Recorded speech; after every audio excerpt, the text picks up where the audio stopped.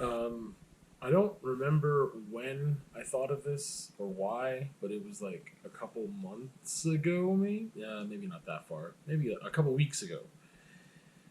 And I don't really know what it's an exercise in necessarily or what it's going to accomplish, but I was thinking about like senses and like what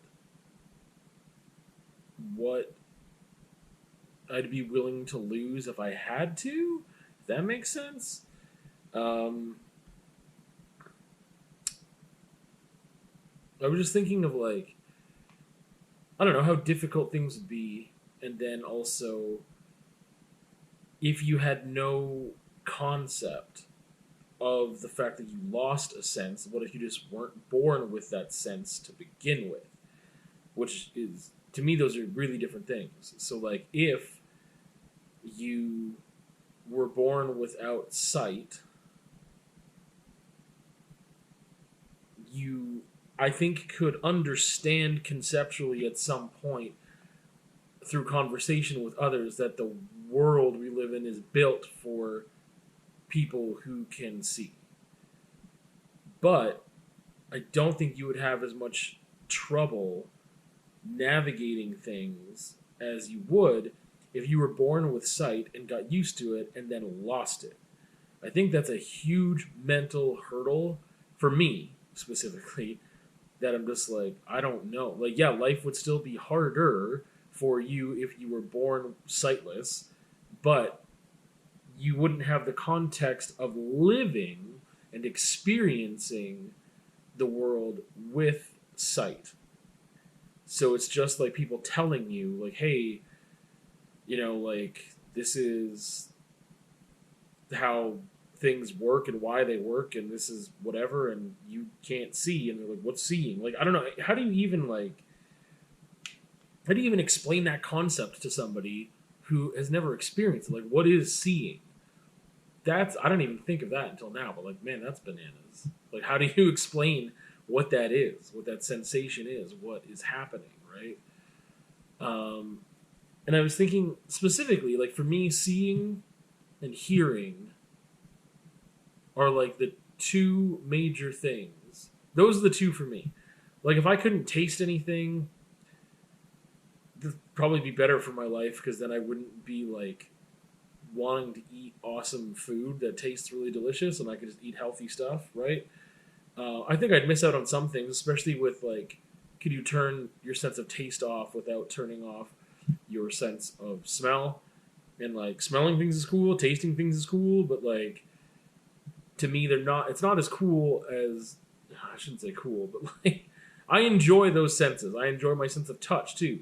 But that's another. So anyway, I'm going bananas off the rails already. But like, imagine just yeah, if you could isolate your sense of taste and your sense of smell, and like sense of smell, there's things that develop because of like danger and like wanting to um,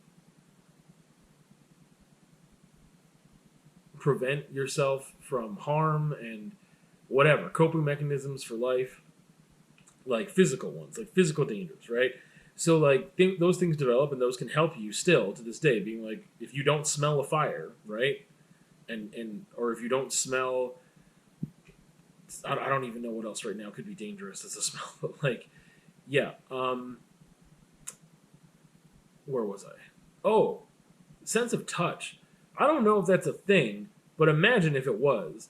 Like, if you don't have a sense of touch, oh no. Darn it all. The light didn't recognize I was moving, and so it shut off. Oh well. I don't care. The sense of touch thing is just bananas. Like, could you walk? Could you, like, I guess that becomes like two different scenarios. Like, one, you can still move your body in a way. I don't know, but how does that work? How do you move your body effectively without being able to use the sense of touch to relate to the objects you're touching or carrying or throwing or walking on? Like, how does that work? I don't know. I don't know how that works. It doesn't sound great. But then also, like, what if you just couldn't? Like, if you could not walk, or you could not hold things, like if you have no sense of touch, you have no relationship with that sense. So how do you know how to grip something or how to move in a certain way? I don't know. That's bananas. Yeah, I don't know. I guess that's like paralysis, right? Like you can't. I don't know. I don't know if it's different, but I know. Oh, sorry.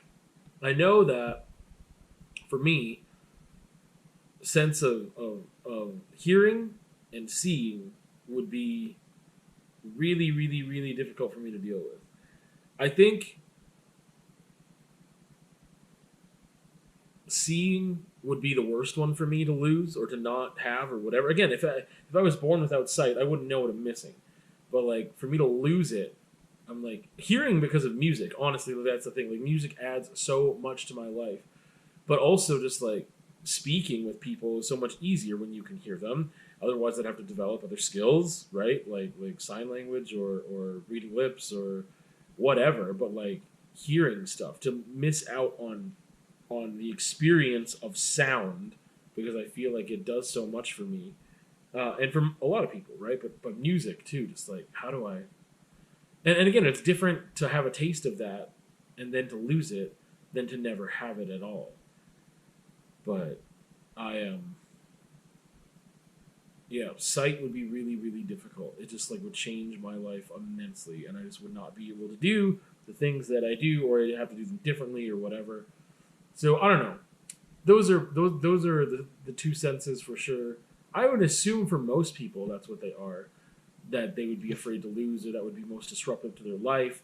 I don't know.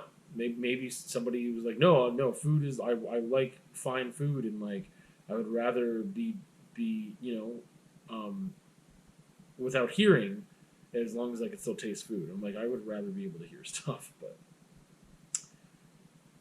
anyway, it's again, I don't know what that exercise is really accomplishing, but it was just a wild thought that I had a couple weeks ago. Just like, man, that's again, like it's so it'd be so different to be born that way versus develop those things.